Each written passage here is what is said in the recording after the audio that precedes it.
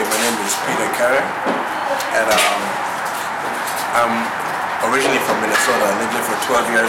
I just moved down to New York City last year, and I'm up here because when the tornado happened, I was on the phone with my sister, who lives in North-Minneapolis, in the tornado zone, and she mentioned to me that there was something going on, and she was fine, but when she went outside to check on her neighbors, there was trees all over, everything was down.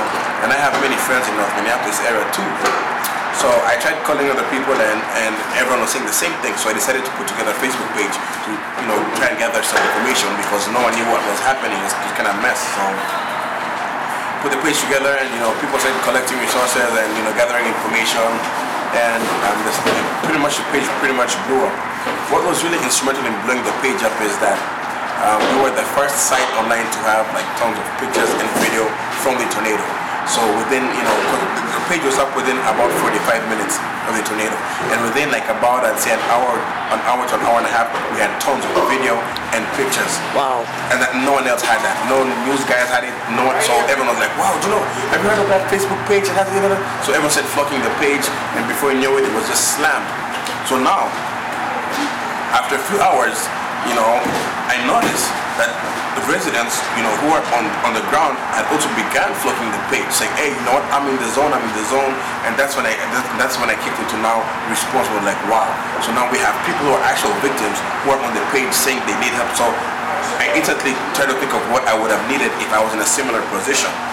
But now I was in New York City, so I decided to gather that information, that what they would have wanted, gather that information, and I built a resource sheet on a Google site. So I put that resource sheet together, and then I posted it up, and then I just called out to volunteers who like the project, said, "Hey, you know what? This is what I need you guys to do. Any of you who has any access to any printing shop or call any printing shop, tell them that this is for tornado victims. Print as many resource sheets as possible and hit the streets.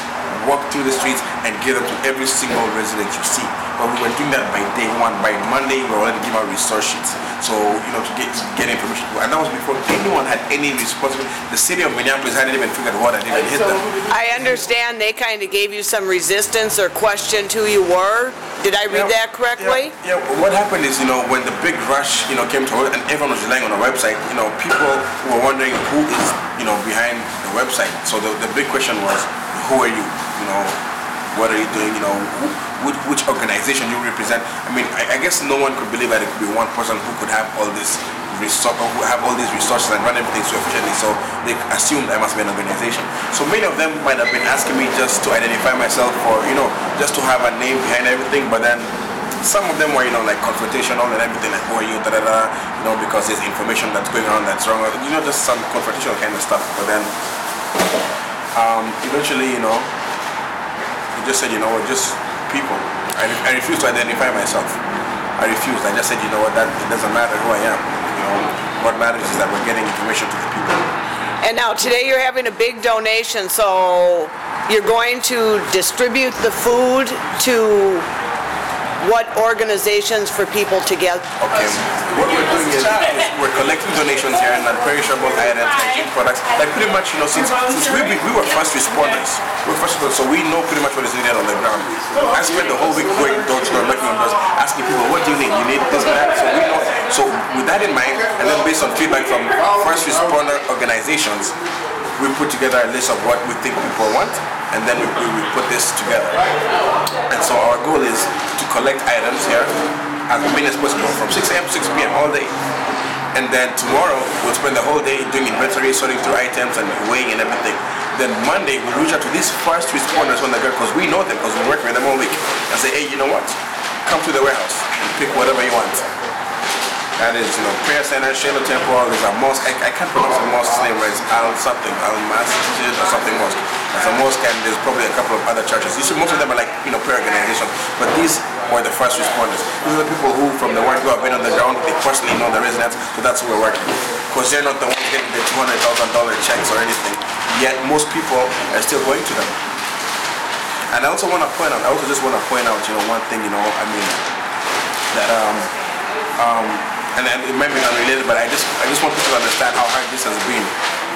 Like when everything began, and most people were writing most of the big corporations and foundations were writing saying, you know what, congratulations, on the good job you're doing. This is very nice for the community. So my assumption was that, when I come to Minneapolis from New York, like it'll be so easy to get stuff on the ground rolling because there's so much love pouring from all these big foundations. Wrong. As soon as they landed, it's been nothing but rejection. Everyone has refused to help. When I was putting this together, I went to many of these companies who own properties on boarding, which are empty. I was like, can you please give us space? I've been doing a Facebook page. We want to, donate, gather stuff to donate to people and everything. So you went to properties on Broadway to ask if you could use their space? I know people. I know people on the ground who know these companies who have big locations. They real biggest, real big real estate owners.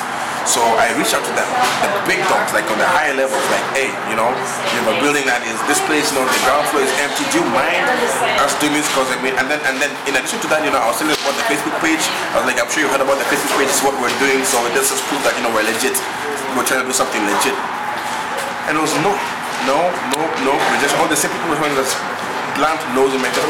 That's why if anyone who was on the Facebook page last week, you've noticed that many of my comments sometimes are very sour and bitter. I've been going through a lot. It's been through a lot of rejection, but I've been trying to stay positive. Because if I get negative, then it defeats the whole purpose on the page.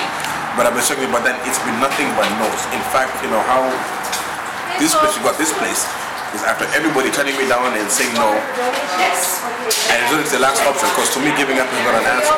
Grab my cell phone, grab my laptop, went onto Craigslist, searched North-Minneapolis warehouses for rent, started going down the list one by one, calling people, calling.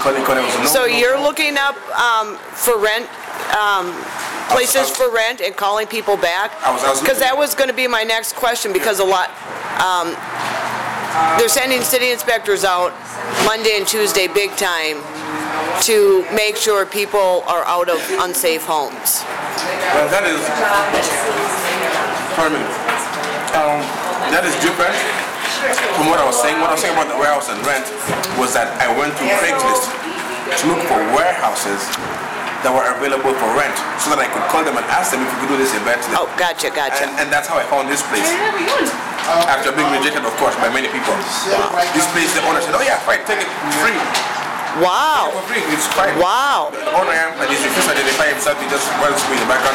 So like, that's a good cause, so go for it. So just to clarify this, you did try to get into vacant space on Broadway. Anywhere over north. I started with the big names and executives who'd been emailing me saying good job, because I know they own $1 million worth of properties. And the same people say no. The same people who'd been saying good job say no. Everyone, absolutely everyone turned me down. Everyone said no. All the same people who are out just like, this and that. So I was like, okay, I did all this, I came out, got the warehouse thing. That's the first thing. Second step, promotion for the event. For today. And I'm sorry, I don't mean to vent, I'm not venting, but I'm just being honest. People want to know what's the exact truth. This is what the Mpls-Mirror is about, the truth, being honest, yep. Second thing is, putting this event together. When we created the event and said what we wanted to do, the first people I reach out to is the people who have really helped so much. Have helped do their own stuff. Now, I won't call out names, but I'll just say this. There's people who've had big drives in the last week or so, big drives. The breeze cleaning, you already know what I'm referring to, and all other stuff. Cleaning up, drives and all this stuff. Now, our page, which has had about 2 million hits up to date, has played an integral role in sending those thousands of volunteers. Other people are saying we had thousands of volunteers come out. Majority of those came from us guys pushing. We push day and night, pushing. So pretty much we've been pushing things for everyone. We've been pushing out people to go volunteer. We've been pushing out people to send money to big organizations like Red Cross and Army. So we've been playing so many roles. We've been playing fundraiser for the big organizations. We've been playing volunteer gathering. We've been playing stuff for the resident. All that all in one. But when it came to us putting this event together, everyone forgot about us and refused that this wouldn't help anything. So once again, I put out a call on the Facebook page. I just said, what? Everyone has refused to help. If anyone out there who has any media contact, anything, please help me so we can put this event together. And some other time, just send me an email with a whole list and say, here, that list, and like everyone who's in the media. Email these guys and TV people, the TV people who I thought would be the last to ever accept to do anything, surprised me with the first to respond. Like, yeah, that sounds really good, that's a very nice cause. And they've been so nice, you know, the WCCO, Channel 4, KSTP, Channel 5, these people have really helped publicize this event. You know, Star Tribune, and some other independent media, you know, people, you know, have helped put the word out, and most importantly, the people themselves. Now, I noticed that you did go around door knocking. Yes, Are there, I know people need food, but people are going to be needing apartments too, and places to live. Are you going to be dealing with that next, or are you burnt out? I guess so, because I'm the new 911, you know? I mean, I met with the, you know, I met with the city officials and county officials actually, and they also acknowledge that even they themselves are getting information from my page. They themselves are using information from my page to figure out what they're going to do next. That's how integral overall this page is playing right now. And so, I'm supposed to go back to New York on Thursday, next week Thursday. But then, you know, there's no way I can just up and leave based on how big the role I'm playing now is. This is obviously something long term. I mean, you can imagine what would happen if the page is to disappear today.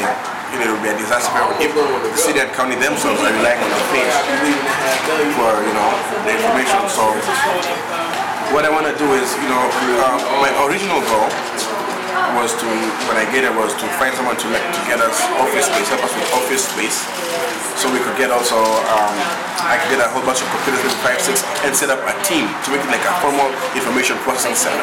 But when I came, everyone refused. Have you been invited to attend the meetings of the organizations? Nothing. People still, you know, consider me an outsider, despite everything that we're doing and the obvious impact. Many of them do not want to acknowledge. They don't want to acknowledge that these people are, you know, can do anything, but it's rather obvious. I mean, on the street and the media, you know, hard work never goes unnoticed, you know, and that's what we're doing. We have not asked for any attention. You know, when I go to the streets, I just go knocking on doors. I mean, I never ask anyone to do anything. I never ask anyone to help me knock on doors. But then now, the TV guys follow me when I go knocking doors. You know, I mean, eventually, if you work and your heart is into it, the word will get out. And that's what I do. I'm doing it from my heart. Well, we'll keep following you. Yes. Thank you. Thank you.